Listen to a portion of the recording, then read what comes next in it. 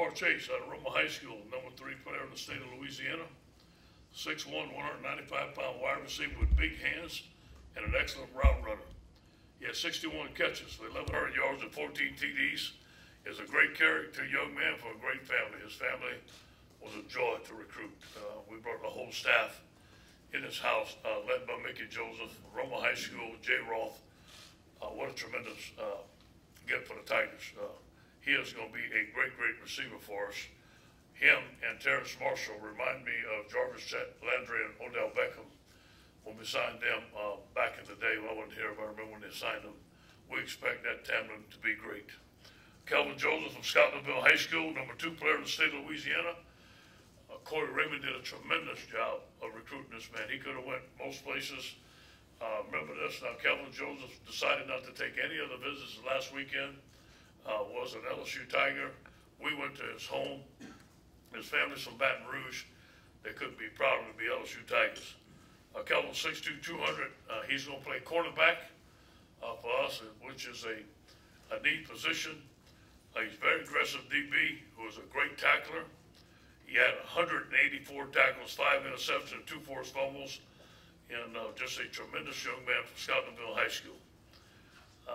Overall, in this class, our emphasis this year was the state of Louisiana first. We signed 8 of the top 10 players in Louisiana and 13 players from Louisiana overall, which we're most proud of. We wanted to add linemen, and we did 4 offensive linemen and 5 defensive tackles. We needed to add receivers. We signed 4 receivers, including 2 of the top 5 receivers in the country. We need running backs. We signed 2 very talented running backs, one who's already here. Remember this now, 9 of our signees are already enrolled and practicing with our football team right now. We're very pleased with that. As of now, we have 2 scholarships that will be used. It was a plan. We didn't want to waste our scholarships. We wanted to save them. And last year, we had scholarships available. We used them for Braden Fahoko, Jonathan Giles, and Thaddeus Moss. And I'm glad that we had those scholarships available. We believe that Braden Fahoko and Jonathan Giles will start for us this year and will be 2 of our best players on our team, and Thaddeus Moss will add to the mix. So we wanted to save those scholarships for either transfers from other universities that will fit specific needs, or a graduate transfer, perhaps a graduate transfer quarterback, perhaps a graduate transfer cornerback. So that's the reason we didn't sign 25. That was a plan, and has always been a plan. If we don't use those scholarships for transfers or graduate transfers, we feel that this is one of the top classes in the state of Louisiana. We can add them for next class. So we're excited about what happened today. Obviously, we're disappointed with some of the losses, but you know what? We got the guys that want to fight for the Tigers, and we're proud of them. Any questions? Ed, when you spend a year or 2 recruiting one player and think maybe he's coming here, and now maybe at the last minute he doesn't, what does that do in general to the class and your thinking? Yeah, it's tough. One of those players were 3 years, maybe 4, and we put a lot of work into it, and all indications the whole time that he was coming here. And the night before, you get a call that he's not. So obviously you got to change your plans. But you know what? That's recruiting. We happy with the guys that we got, and we want guys that want to be at LSU. Ed, you mentioned Kelvin playing cornerback. Could you see any of those other defensive backs changing positions or at least getting a look at that spot? No, we're going to see. We have 4 cornerbacks right now on our team. We're going to look for graduate transfers that may be available. Obviously, we wanted to sign 1 more. We didn't. But, that's just the way it goes. So we'll find some guys that can play cornerback. We'll be fine. Coach, when Kelvin Joseph and Jamar Chase were signing, they kind of had tears in their eyes. What does it mean to bring passionate guys like that to the team? Well, those guys wanted to be in Louisiana. It meant a lot to them. And, just to walk into one of my favorite parts of recruiting is going to the home visits and to see the families and see grandma and grandpa and uncle. And they all have LSU on, and they're all screaming for the Tigers. And for them to all be a part of them when they come to LSU, that's what makes LSU so special, is the people and the pride that you just talked about. Jamar Chase at one time was not coming to LSU, and we fought, and we stayed with the parents, and Mickey Joseph did a tremendous job. Kelvin Joseph at one time decommitted from us, but we kept with him, and Corey Ramey kept with him, and we captured the whole family, and they wanted to be Tigers. That means the whole world to us. Hey, Coach. Some fans may have some concerns, after the bowl loss, and then your decision with the offensive coordinator, and maybe the recruits that got away today, that maybe things aren't going in the right direction. Do you feel like you're heading in the right direction, the program's going in the right direction? I can't control that. I cannot let that affect the way we're doing things. We're working hard. We feel that we got to. I feel like I know I have a great coordinator. I feel that we did a great job last year after the Troy loss, going 6-1. I haven't forgot that. Our team hasn't forgot that. We can't let the outside affect what we're doing here. We got a job to do here. We're working very hard. We love this class. We feel like we have a lot of success at LSU. That's all we can do.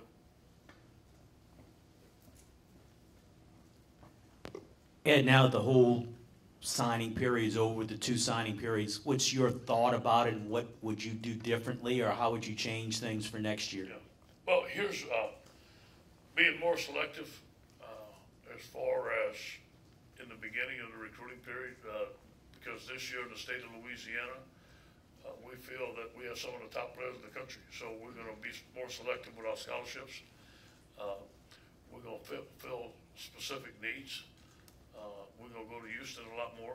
I think that this year is a great year in Houston. We're already on top of some of the top players in Houston, in the state of Louisiana, in Mississippi, and Alabama. Stay close to home. All the players that we lost that didn't come here or from out of state. And we feel that if we do a good job in state, we'll be very successful at LSU. Coach, going into the 2018 class, where would you have ranked quarterback and cornerback on your list of needs and priorities as far as your positions? Yeah. If you look at quarterback and cornerback, it was one of the things that we wanted to do with the last 4, no question. And obviously we're going after Foster. We didn't have another guy that we wanted. But we also know that there's some graduate transfers out there. We feel like we have 3 outstanding quarterbacks on our team. Obviously, if something happens to one, we'll be very thin. So that was the concern. But we feel that in the year 2019, that we own a lot of great quarterbacks, and we feel that we're very ahead in that recruiting. Cornerbacks, we always thought Patrick was coming. He was our #1 cornerback on the board. That never changed. And when he didn't become available, we went after Mario Goodrich, and it was just a day too late. But we weren't going to settle for anybody else. So we're going to find another cornerback in next year's class, and we moved Kelvin from safety to cornerback. That was always the plan, and that's what we're doing. Right here, you mentioned Goodrich and a day too late. What's the last 48 hours like when you're shuffling who are you going to send scholarships to, and kind of what guys are going to be in, and when they tell you that they're in or not? First of all, like I said, we had a draft, and we put the 4 guys up that we were going to give scholarships to, and I was not going to tell the guy. We had several guys that wanted to commit to me. I didn't have a scholarship for them, and I wasn't going to tell them I could take their commitment. I wasn't going to lie to them. Now, people may do that, feel good about it. I wasn't going to do it. I said, I can't take your commitment right now because we have certain slots that are slotted to people. Now, if you want to wait, you can. So that was, I want to say that ahead of time. Going into Sunday night, we felt really good. And we knew that we had not offered Mario a scholarship offer and take, but we knew that if somebody had not taken the scholarship, we were going to go back in on Mario. It was too late. He had taken a commitment on Monday night, so that happened. I stayed on the phone with him all night trying to change his mind last night, but he committed. James Foster, we're 1-3. We knew that going into it.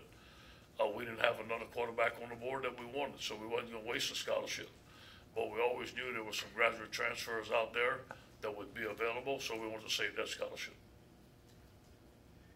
Is it safe to say that cornerback is the biggest concern right now, the way things played out? Cornerback? Corner, yes. Well, having Kelvin Joseph with us, we're going to put him at cornerback. So we were only going to sign one cornerback anyway, and it was always going to be Patrick. So Patrick didn't come. Kelvin was going to go to safety. So we moved Kelvin to cornerback, who he can play cornerback very well. So. Right now, with your coaches, do you plan on, I know there's a lot of changes sometimes post-signing day. Do you plan on just having the 9 you have now and then adding the safeties guy? We're going to add the 10th coach. We're going to add a guy that fits our staff the best. We have some ideas in mind that should be happening soon. You talked a little bit about Jamar and Terrace, but when you couple them with Keenan and Jure, wide receiver was a need for you guys. How confident are you in that group in a really young receiver room? Very confident in Jonathan Giles. I mean, here's a guy that we couldn't cover last year, and you can add him to that mix. So we have 5 new guys coming in. They all do things different. They're all very talented. Obviously, 4 of them are young. But I do believe having Terrence here early, I do believe that Jamar is very close to our program, that he can pick up things being in June. Keenan can too, so can Jure. All 4 of those guys are going to be expected to play next year. I feel that, 2 of them may start for us. I know that Jonathan Giles right now is on our starting roster on offense. He's one of our better players on offense, and I'm glad that we have him. Ed, when did you learn that Pat wouldn't be coming? Last night at about 11 o'clock. What goes through a coach's mind when that happens? What do you immediately do? I get on the phone and start calling other people. You mentioned grad transfer quarterback earlier. Is that that's an open? I mean, you would take somebody? It all depends. It all depends who's available. That was always the plan. If James didn't come, that we wasn't going to use that scholarship on anyone else. And we'll look for a grad transfer or another transfer. It all depends.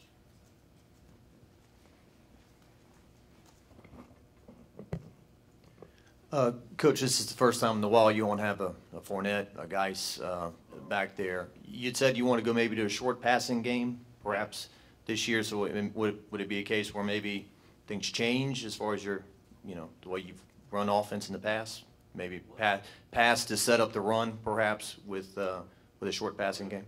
Yeah, we want to be 50-50, okay? And we have a 4 wide receiver set, 3 wide receiver set. We feel that the addition of these receivers is going to help us. It all depends what we have. It all depends what the defense gives us. But we've always wanted to be 50-50 since I've been here. Now I have Steve Ensminger, and I know he's going to do it. We have some quarterbacks that can throw the ball. And we feel that the addition of these receivers is going to help us.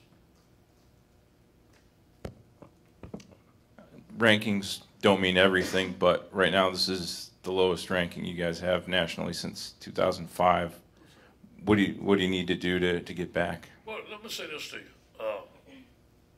Let's see what happens with this class. We have some defensive linemen, some offensive linemen that are very good. And I trust my rankings. And I chose this class.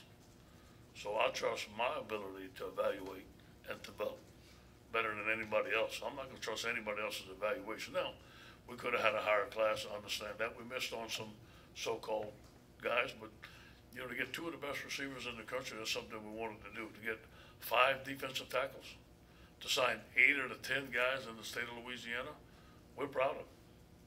Do you think guys in the trenches aren't assessed as well as the skill position players? I don't know that. I don't know that. I've coached a couple of Hall of Famers that were 2-stars. So who knows?